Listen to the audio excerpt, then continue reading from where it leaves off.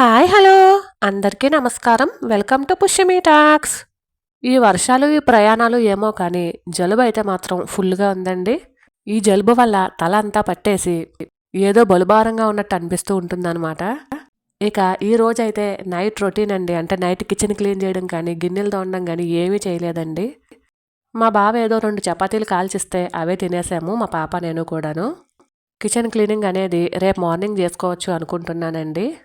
ఎలాగో కోల్డ్ ఉంది కాబట్టి కొంచెం హాట్ వాటర్ అయితే పెట్టుకుంటున్నాను.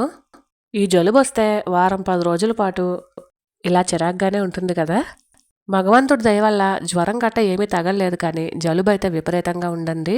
పైగా ఈ జలుబు ఇంట్లో అందరికీ అంటుకుంటుంది కదా. ఇంట్లో ఒక్కళ్ళకి వస్తే ప్రతి ఒక్కరికి కూడా ఇంచుమించు అంటుకుంటుంది కదా.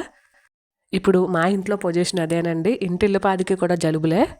ఇక ఇది మార్నింగ్ అండి. నిన్న నైట్ అయితే గిన్నెలు గట్ట ఏమీ తోమకుండా ఎక్కడే వదిలేసి కిచెన్ సర్దకుండా కొంచెం వేడినీళ్ళు తాగడానికి పెట్టుకొని ఫ్లాస్క్లో పోసేసుకొని కొంచెం ఆరారా హాట్ వాటర్ తాగుతూ మార్నింగ్ కొంచెం సెట్ అవుతుంది అనుకున్నాను. కొంచెం పర్వాలేదండి. నిన్నటితో పోలిస్తే ఈరోజు జలుబు అయితే కొంచెం పర్వాలేదు. అయినా కూడా కొంచెం మాట తడబడుతూ ఉంది. ఎవరో కూడా ఏమీ అనుకోవద్దండి.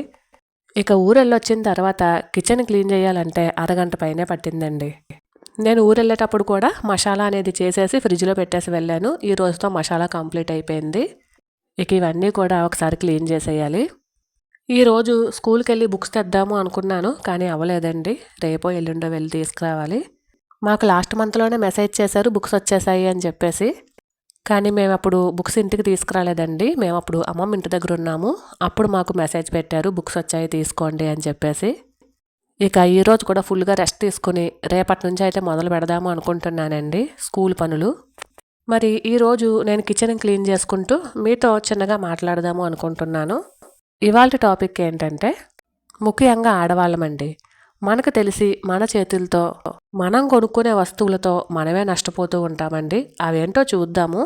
సాధారణంగా మనకి అందంగా కనిపించాలని అందరికీ ఉంటుంది కదా. ఆడవాళ్ళందరికీ ఉంటుంది, మగవాళ్ళకు కూడా ఉంటుంది. కానీ ఎక్కువగా అందంగా కనిపించడానికి ఇష్టపడేది మగవులే. కాబట్టి మనం మన అందాన్ని రెట్టింపు చేసుకోవడానికి ఫస్ట్ చేసే మిస్టేక్ ఏంటో తెలుసా అండి?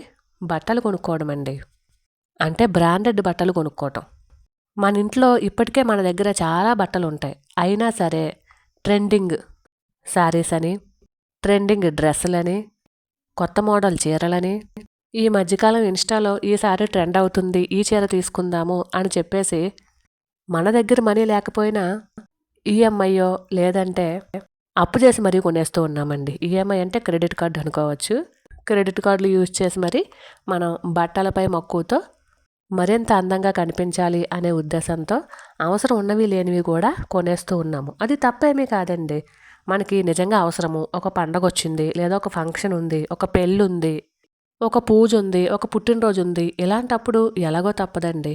కానీ మనం అలాంటప్పుడు కాకుండా మిగిలిన టైంలో అమెజాన్లో మంచి సేల్ నడుస్తుందనో, ఈసారి ట్రెండింగ్ అవుతుందనో, మన ఫ్రెండ్స్ అందరి దగ్గర ఉంది మన దగ్గర లేది చీర, ఇలాంటివన్నీ కూడా ఆలోచిస్తూ బట్టలపై ఎక్కువ డబ్బులు పోసేస్తూ ఉన్నామండి. ఏమండి, ఆర్థికంగా ఇబ్బంది ఏమీ లేదు, డబ్బుల పరంగా మాకు బోల్ డబ్బు వచ్చి పడుతూ ఉంటుంది, మేము ఎలా ఖర్చు పెట్టుకున్నా సరే మాకు ఇంకా మనీ మిగిలే ఉంటుంది అని చెప్పేసి అనుకునే వాళ్ళకి ఈ వీడియోస్ నచ్చకపోవచ్చండి. కానీ ఆర్థికంగా ఇబ్బంది పడుతూ ట్రెండింగ్ పేరుతోనో అందంగా కనిపించాలి అనే ఉద్దేశంతోనో, లేదా మనకి అవసరం లేకపోయినా చీర బాగుంది కొనుక్కోవాలి అనే తపనతోనో అనవసరంగా డబ్బుల్ని వృధా చేసుకుంటూ ఉంటారు కదండి. వాళ్ళ కోసం మాత్రమే ఈ వీడియోస్, వాళ్ళకే యూజ్ అవుతాయి కూడానండి. ఎందుకంటే ఆర్థికంగా ఎటువంటి ప్రాబ్లము లేదండి.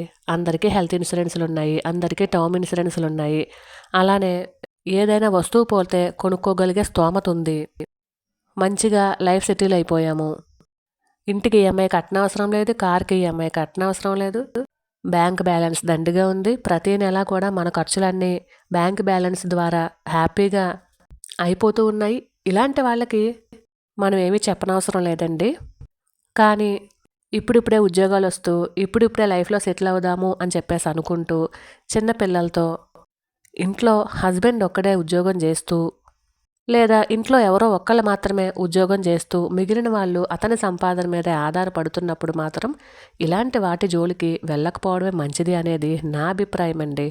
ఇక్కడ నేను బట్టల గురించి ఉదాహరణగా చెప్పానండి. అలానే మనం కొంచెం అందరిలో కూడా గౌరవంగా ఉండాలి అంటే మన దగ్గర డబ్బులున్నా లేకపోయినా సరే కొంచెం వెల్తీగా అయితే కనిపించాలి. అప్పుడే మనల్ని గౌరవిస్తారు. ఈ రోజుల్లో అయితే అలానే ఉంది కదండీ! ఇది నేను ప్రత్యేకించి ఏమీ చెప్పనవసరం లేదు. అందరికీ తెలిసిందే. కాకపోతే ఆ వెల్తీనెస్ కోసం లేనిపోని బడాయిలకు పోయి అప్పులు చేసో, క్రెడిట్ కార్డులు వాడో ఉన్న వెల్తీనెస్‌ని పోగొట్టుకుంటున్నామండి. అంటే ఇప్పుడు క్రెడిట్ కార్డులు కూడా మీరు గమనించినట్లయితే ఎక్కడికక్కడ ఈజీగా దొరికేస్తున్నాయి గదా! ఏ చిన్న అవసరానికైనా సరే ఈజీగా మనం క్రెడిట్ కార్డ్‌ని యూజ్ చేసేస్తూ ఉన్నాము. దానికి డబ్బులు కట్టాలి. అది తెలుసు మనకి. కాకపోతే ఏంటంటే అప్పటికప్పుడు ఆ అవసరం తీరిందా లేదా అనేదే చూస్తూ ఉన్నాం తప్ప, మనం క్రెడిట్ కార్డ్‌ని మంచిగా యూజ్ చేసుకుంటున్నామా లేదా అనేది కూడా ఆలోచించట్లేదు. ఇక అప్పటికప్పుడు అవసరము, ఎమర్జెన్సీ అంటే ఎలాగో తప్పదండి. కానీ ఇప్పుడు అలా ఏమీ లేదు. వచ్చే నెల జీతం డబ్బులు కూడా ఈ నెలలోనే మనం క్రెడిట్ కార్డుల రూపంలో ఖర్చు పెట్టేస్తూ ఉన్నామండి. సింపుల్‌గా చెప్పాలంటే వచ్చే నెల ఇంకా మనం పనే చేయలేదు.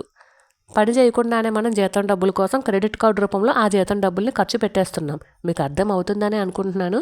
ఎందుకంటే క్రెడిట్ కార్డ్ మనం ఈ నెలలో వాడాము అంటే వచ్చే నెలాఖరికి ఎలాగో మనం క్రెడిట్ కార్డ్ కట్టేయాలి కదా! లేకపోతే వడ్డీలు పడతాయి. ఇది అందరికీ తెలిసిందే. కాకపోతే ఇలాంటివి ఆలోచించాలి అన్నా, ఖర్చు పెట్టకుండా ఉండాలి అన్నా, మన ఖర్చులు, మన మైండ్ మన అదుపులో ఉండాలండి. మనం కూడా డబ్బుల గురించి ఆలోచిస్తామండి. కానీ ఎప్పుడు? ఒకసారి మునిగిపోయినప్పుడు, ఆర్థికంగా ఇబ్బందులు పడుతున్నప్పుడు, ఆర్థికంగా నష్టపోయినప్పుడు. ఇంట్లో మనకు చెప్తూనే ఉంటారండి. అమ్మలో, నాన్నలో, అక్కలో ఎవరో ఒకళ్ళు చెప్తూనే ఉంటారు. డబ్బుల్ని అనవసరంగా ఖర్చు పెట్టేయకండి. ఉన్నప్పుడు దాచుకోండి.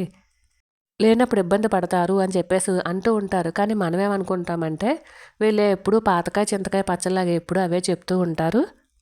ఇప్పుడు కాకపోతే ఇంకెప్పుడు ఎంజాయ్ చేస్తాము, వయసు అయిపోయిన తర్వాత ఎంజాయ్ చేస్తామా అని చెప్పేసి చాలామంది అనుకుంటూ ఉంటారండి. ఏవండి, ఎంజాయ్ చేయడము అనేది తప్పేమీ కాదండి. కాకపోతే మన జీతాన్ని మనం పర్టిక్యులర్‌గా అన్ని విషయాలకి కూడా అంటే మన ఇంటి అవసరాలకి, మన ఇంటి ఖర్చులకి, ఇంకా సింపుల్‌గా చెప్పాలంటే మనకి కిరాణాకి, కూరగాయలకి, ఫ్రూట్స్‌కి, మనం తినే తిండికి, కట్టుకునే బట్టలకి, ఒకవేళ రెంట్ అయితే రెంట్ హౌస్‌లకి, అదేనండి రెంట్ కట్టడానికి, కరెంట్ బిల్లుకి ఇలా అన్నింటికి తీసేగా కొద్దో గొప్పో ఒక చిన్న హెల్త్ ఇన్సూరెన్స్ అనో, ఒక చిన్న టర్మ్ ఇన్సూరెన్స్ అనో కట్టుకోగా, అలానే మంత్లీ ఒక 500నో, రూ. 1000నో కొంచెం సేవింగ్స్ చేసుకుంటూ వచ్చామనుకోండి, మిగిలిన మనీతో మనం కూడా చక్కగా ఎంజాయ్ చేయొచ్చండి. కానీ మనమేమో వీటేటి గురించి ఆలోచించము. Only వినోదము, entertainment. మనకెప్పుడు ఇదే కావాలండి.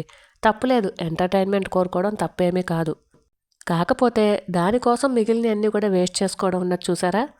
అందులోకి ఈ రోజుల్లో ఎంటర్‌టైన్‌మెంట్ అంటే సినిమాలు, షికార్లు, ట్రిప్పులు, టూర్లు, ఫ్రెండ్స్‌తో కలిసి పార్టీలు చేసుకోవటం, రెస్టారెంట్‌లకు వెళ్ళడం ఇవే అనుకుంటున్నారండి. ఆనందంగా చక్కగా ఇంట్లో గడిపే రోజులు పోయాయి. ఆనందంగా ఫ్యామిలీతో గడిపే తీరిక కూడా ఎవరికీ లేకుండా పోయిందండి. నిజమైన ఎంటర్‌టైన్‌మెంట్ అంటే అదే కదండీ! మనం ఫ్యామిలీకిచ్చే టైము ఎన్ని లక్షల కోట్లు ఖర్చు పెట్టినా సరే రాదండి.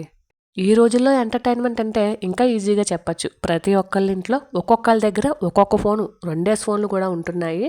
సాయంత్రం అయ్యేసరికి ఎవరి ఫోన్లు వాళ్ళు పట్టుకొని చక్కగా హాల్‌లో కూర్చుంటారు చూడండి. ఇదే ఎంటర్‌టైన్‌మెంట్ అయిపోయింది. నైట్ పడుకునేటప్పుడు ఎవరి ఫోన్లు ఆళ్ళు పట్టుకొని ఎవరి రూమ్‌లోకి వాళ్ళు వెళ్ళిపోతూ ఉంటారు కదా! ఇదొక ఎంటర్‌టైన్‌మెంట్. మనుషులతో మనుషులు మాట్లాడడం కూడా మానేశారండి. ఇంకొన్ని రోజులు పోతే ఇంట్లో వాళ్ళే ఒకళ్ళతో ఒకళ్ళు మాట్లాడుకోకుండా ఉన్నా కూడా ఆశ్చర్యపోనవసరం లేదండి. కాబట్టి మనం 2 విషయాలు గుర్తుపెట్టుకోవాలండి. ఒకటి, ఈ రోజుల్లో మనీ ఉంటేనే వాల్యూ, విలువ. 2, మనం ఇంత కష్టపడి మనీ పోగేసినా, మనం ఇంత కష్టపడుతున్నది మన ఫ్యామిలీ కోసమే గదా! ఇది ఆలోచించి మన ఫ్యామిలీకి మనం కాస్త టైంని కేటాయించాలండి. అందరికీ కూడా ఫ్యామిలీతో గడిపే అదృష్టం ఉండకపోవచ్చండి. కానీ ఉన్న టైంని ఫ్యామిలీకి కొంచెం, అలానే ఆఫీస్ పనులకు కొంచెం, తమ మీద తమకి సెల్ఫ్ కేర్ కోసం కొంచెం, ఇలా టైం కూడా మెయింటైన్ చేసుకోగలగాలి. ఇవన్నీ కూడా ఒక హౌస్ వైఫ్ చేతిలో ఉన్నాయి అంటే నేనైతే గట్టిగా నమ్ముతానండి.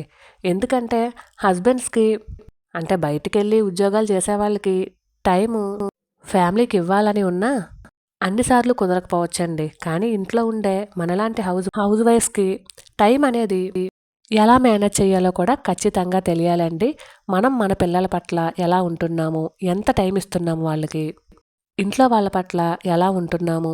ఒక హౌస్ వైఫ్‌గా మనమే నేర్పించాలండి మన పిల్లలకి కానీ, మన ఇంట్లో వాళ్ళకి కానీ. ఎందుకంటే ఇంటి బాధ్యత మొత్తం కూడా హౌస్ వైఫ్ మీదే ఉంటుందండి. నేనైతే గట్టిగా నమ్ముతాను. భర్త బయటికెళ్ళి సంపాదించి తీసుకొస్తే ఇంటిని నడిపేది మాత్రం భార్యేనండి. ఇది మనం ఎక్కడి నుంచో చూసి నేర్చుకోనవసరం లేదండి. మన అమ్మమ్మలు, మన అమ్మల దగ్గర నుండే చక్కగా చూసి నేర్చుకోవచ్చు.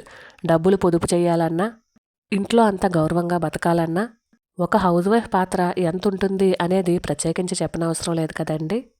ఇక నాకైతే ఇల్లంతా క్లీన్ చేయడానికి అరగంట పైనే పట్టిందండి. ఇక ఈరోజు కూడా టిఫిన్ ఏమీ లేక అదేనండి దోసపప్పు, ఇడ్లీ పప్పు ఇలాంటివేమీ లేవని చెప్పేసి ఊరు నుండి వచ్చేటప్పుడు అరటికాయలు తెచ్చానండి. ఒక అరటికాయని కట్ చేసి ఈ విధంగా బజ్జీలైతే వేసేస్తున్నాను టిఫిన్‌కి. ఎలాగో బయట చల్లగానే ఉంది. ఇక అరటికాయ బజ్జీలు వేసేసి కొన్ని పాలైతే పెట్టేశాననమాట పొయ్యి మీద. లాస్ట్‌లో కొంత పిండి మిగిలిపోతే ఉల్లిపాయలు కట్ చేసి కొన్ని పకోడీల కింద కూడా వేసేశానండి. మరైతే ఇది ఇవాళ మా టిఫిన్ అనమాట. మరైతే ఇదేనండి ఇవాల్టి వీడియో. ఈ వీడియో కనుక మీకు నచ్చినట్లయితే please like, share and subscribe. మరొక వీడియోతో మళ్ళీ కలుసుకుందాము. అంతవరకు ఉంటాను. Thank you for watching. Bye.